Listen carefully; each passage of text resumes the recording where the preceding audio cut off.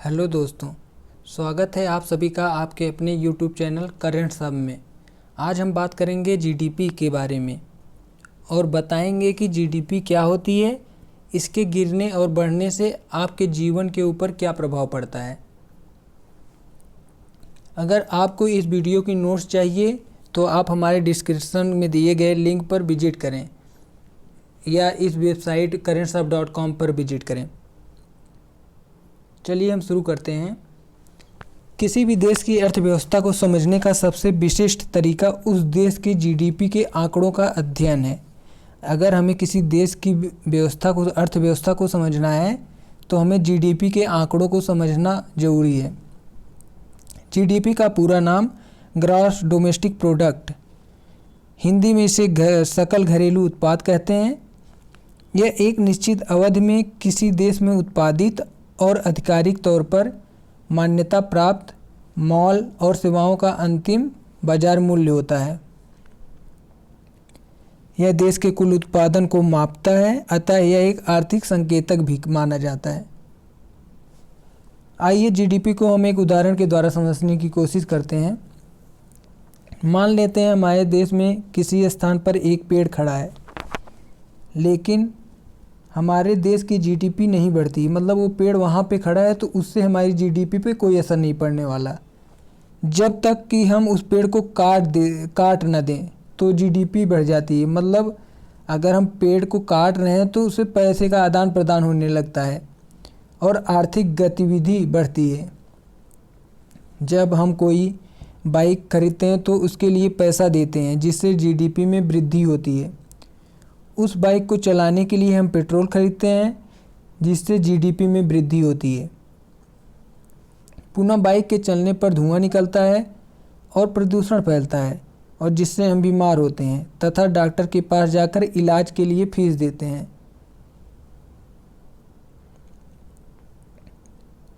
जिसके कारण पुनः जीडीपी में वृद्धि होती है।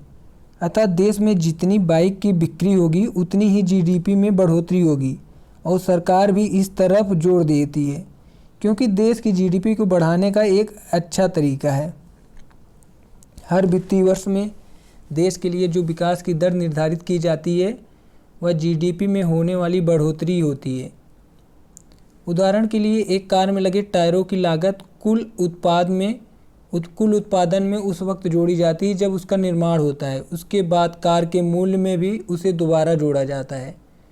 पर वास्तव में जीडीपी सिर्फ मूल्य में वृद्धि को ही जोड़ती है, अर्थात तैयार माल के मूल्य के कच्चे माल के मूल्य को घटाया जाता है। इसके बाद जो मूल्य प्राप्त होता है उसे जीडीपी में जोड़ दिया जाता है। किसी भी अर्थव्यवस्था में वस्तुओं और सेवाओं का उत्पादन हर वर्ष होता है और निर्यात के लिए उत्पादन कम ही होता है। इसे जीडीपी उस देश की जीवन शैली का भी पता चलता है। भारत की पिछले 2 साल की जीडीपी का हाल क्या है? लगातार जीडीपी की ग्रोथ रेट लगातार कम होती गई और प्रेजेंट टाइम में -23.9 है। ऐसा नहीं है कि सिर्फ भारत की जीडीपी नीचे गई है, प्रत्येक देश की गई है। लेकिन हमारी सरकार का मानना है ये कोरोना के समय में हुआ है। कोरोना देखिए 2 साल की जीडीपी एकदम कम होती चली जा रही है। कोरोना तो 6 महीने से आया है ना। ये सरकार की नाकामियों का एक नतीजा दिखाई देता है। यहाँ से जीडीपी में सबसे बड़ा रोल एमएसएमई का होता है। इसका मतलब micro small and medium enterprises, इसको हिंदी में कहते हैं सूक्ष्म लघु एवं मध्यम उद्योग। इसमें आता है पॉकेट फूड जैसे चिप्स हुए, कुरकुरे हुए, मतलब पॉकेट में जितनी छोटी मोटी चीज़ें आते हैं, बिस्किट, फल सब्जी, किराना की सामान पूरे, होटल, रेस्तरां, हिंदी में रेस्तरां बोलते हैं और इंग्लिश में रेस्टोरेंट, मिल्क, मत्स्य पालन, मुर्गी जैसे अंडा, पशु मील जैसे आटा मिल, तेल मिल, मोटर वाहन, साइकिल, फर्नीचर जो शादियों में देते हैं, बेड, कुर्सी, मेज, ये सब। कॉस्मेटिक ये औरतों के लिए जो अरे आजकल तो चलन है जो मतलब कि ब्यूटी वाली सब चीज़ें, और ब्यूटी पार्लर, सैलून, इलेक्ट्रिक मतलब जिसमें मोटे तार लगे रहते हैं, जैसे पंखा इलेक्ट्रिक है। और इलेक्ट्रॉनिक में जिसके तार छोटे होते हैं, पतले, जैसे टीवी, मोबाइल, ये सब। बुक्स, कॉपी, ये सब। फोटोकॉपी, दर्जी, लैब जिसमें जब ब्लड की जांच होती है, जांच घर। हार्डवेयर में जैसे हथौड़ी, छीनी, मकान बनाने वाले सारे सामान जो और कठोर होते हैं। कारपेंटर्स, लेदर, चमड़ा इत्यादि। इस तरह के 6,500 सामान लगभग इस उद्योग में आते हैं। ये भारत की जीडीपी को, पूरी जीडीपी को संभाले है। मतलब कि इसको एक उदाहरण के तौर पर देखते हैं, MSME, इससे पूरे भारत का 45% रोजगार मिलता है। मतलब इंडिया में जितना भी रोजगार है 45% इसी से होता है। निर्यात, एक्सपोर्ट, मतलब कि जो भारत के बाहर जो सामान एक्सपोर्ट होता है वो इसी उद्योग से होता है। 50% लगभग इसी उद्योग से। और भारत का सबसे 90% उद्योग सिर्फ इसी का ही है।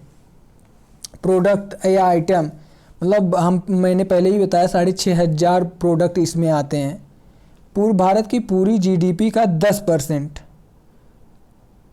पूरी जीडीपी का 10% ये पूरी अर्थव्यवस्था का 10% पूरा ये संभाले हुए है। अब एक बात यहाँ से समझिए कि इसका कितना बड़ा रोल है। जब चाइना, कोरोना के समय में जब चाइना ने PPE kit, N95 rapid kit duplicate दे दिया था, तब ये सेक्टर आगे आया। और आगे आया तो ICMR इसने कहा कि इसको यूज ना किया जाए और पूरा सामान को चाइना में भेज दिया गया वापस। तो चाइना ने बोला कि आप लोगों को यूज करने की मतलब तकनीकी नहीं मालूम है कि कैसे यूज करना है। तो इस समय भारत के ये उद्योग सामने आए और लगभग daily 2 lakh PPE kit daily, 2 lakh N95 mask और रैपिड टेस्ट 2 लाख का मतलब कि बनाने लगे। इसी से खुश होकर ये आत्मनिर्भर भारत की परिभाषा को मोदी जी ने आगे बढ़ाया। इसके लिए लोन भी पास किया, इसके लिए अलग बात आएंगे। जीडीपी को मापने का तरीका क्या है? जीडीपी को 2 तरीकों से मापा जाता है। पहला तरीका स्थिर मूल्य, कांस्टेंट प्राइस पर आधारित है, जिसके अंतर्गत जीडीपी की दर व उत्पादन का मूल्य एक आधार वर्ष में उत्पादन की कीमत पर तय किया जाता है। जबकि दूसरा तरीका वर्तमान मूल्य पर, मतलब करंट प्राइस पर आधारित है, जिसमें उत्पादन वर्ष की महंगाई दर इसमें शामिल होती है। इसका सूत्र सकल मूल्य संवर्धित बराबर उत्पादन का सकल मूल्य माल और सेवाओं की कुल बिक्री का मूल्य माइनस मध्यवर्ती खपत मूल्य। विभिन्न आर्थिक गतिविधियों में जोड़े गए सकल मूल्य के योग को उत्पादन लागत पर प्राप्त सकल घरेलू उत्पाद के रूप में जाना जाता है,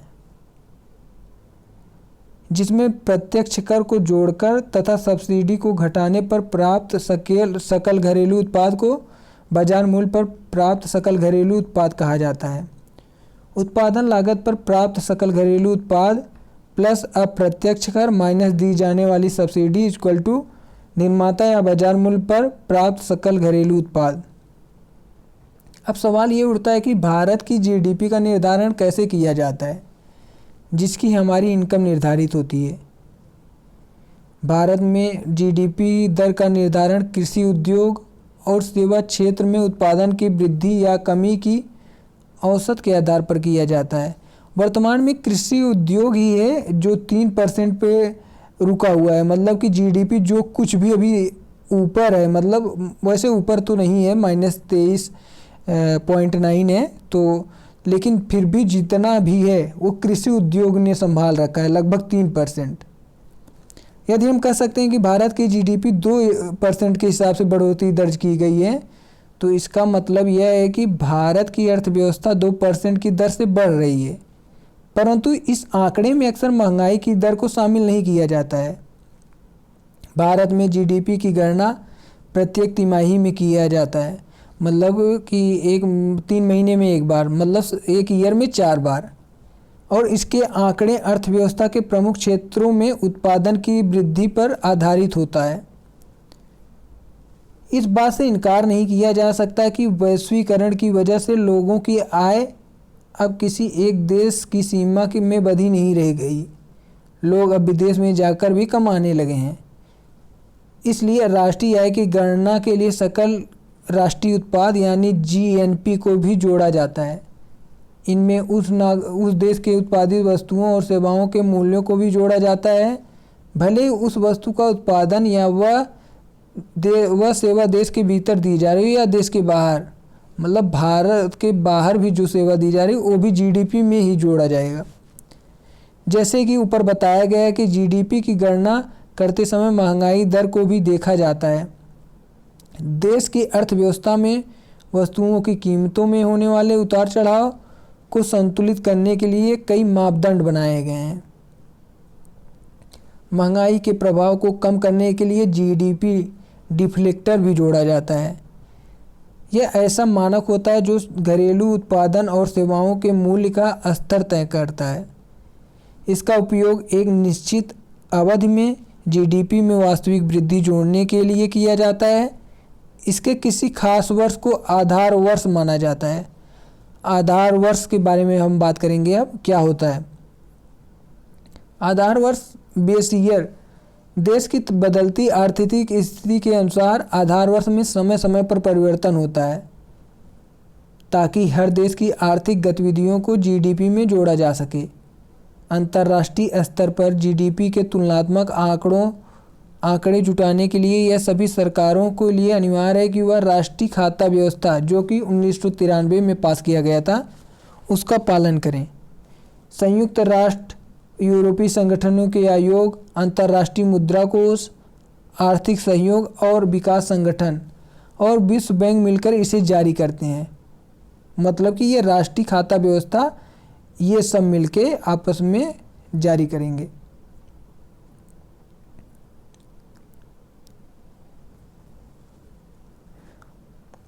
क्या आप जानते हैं कि जीडीपी को बेहतर सूचकांक कार्य शक्ति क्षमता मूल्य पीपीपी मतलब परचेसिंग पावर पैरिटी होता है। बाजार विनिमय दर मुद्राओं की दैनिक मांग और आपूर्ति तय होती है, जो मुख्य रूप से वस्तुओं की वैश्विक कारोबार से तय होती है, जबकि कई वस्तुओं का वैश्विक कारोबार नहीं होता है।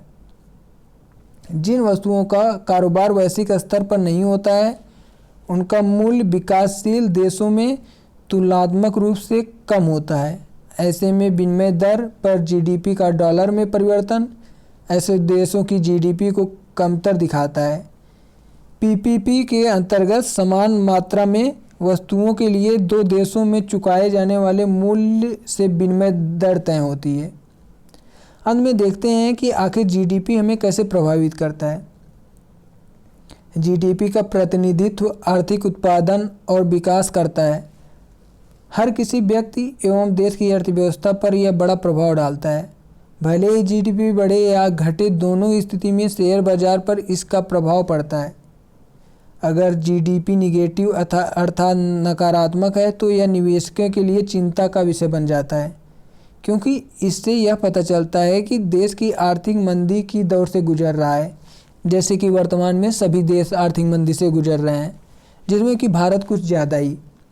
और इसका मुख्य कारण नोटबंदी है। जिस समय नोटबंदी हुई उस समय एमएसएमई जो मैंने पहले बताया है वो उस समय उठ रहा था। जैसे उठ रहा था नोटबंदी हुई, छोटे मोटे व्यापार ठप हो गए और जीडीपी तब से एकदम माइनस में जाने लगी। ये हो रहा था कि इसका फ़ायदा होगा, लेकिन फ़ायदा हुआ नहीं आगे चल के।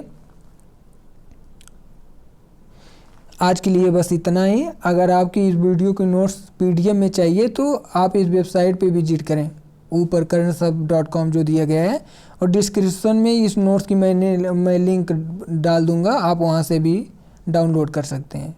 Thank you.